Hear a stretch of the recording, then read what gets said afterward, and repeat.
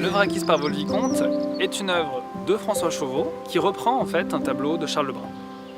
Le tableau premier est surnommé le Silence. L'enfant Jésus dort et s'approche de lui Saint Jean-Baptiste. Et la Vierge Marie le regarde et esquisse un geste assez doux mais assez ferme en invitant justement Saint Jean-Baptiste à conserver le silence. Le tableau a été la propriété d'un courtisan de Louis XIV, le comte d'Armagnac, qui en 1693 décide de l'offrir au roi. Sauf que le tableau premier présente un détail qui serait susceptible de courroucer fortement le roi, puisque Saint Jean-Baptiste a dans ses bras un petit écureuil.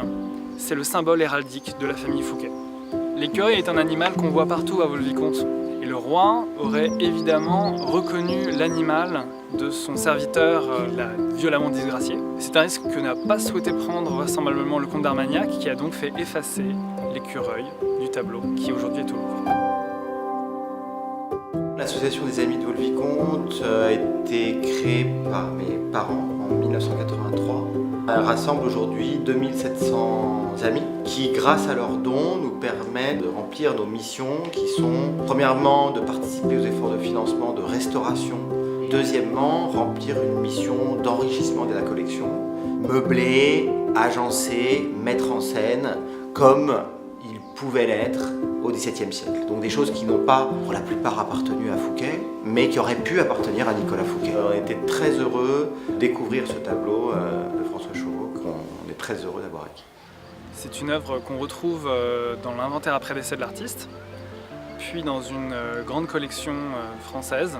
Le comte de Provence en fait don à un de ses proches collaborateurs avant son départ en exil en 1791, fuyant la Révolution. Le baron de Brunot va léguer l'œuvre à sa descendance, laquelle va vendre l'œuvre à un aristocrate britannique.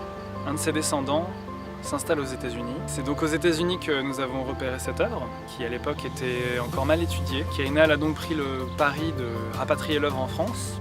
On célèbre cette année le 50e anniversaire de l'ouverture au public. Quelle chance aujourd'hui de pouvoir avoir eu ce privilège d'être face à un tableau qui peut-être a appartenu à Nicolas Fouquet. Et quelle place fantastique il a aujourd'hui dans la chambre de Nicolas Fouquet, et où la place du tableau a toute sa légitimité.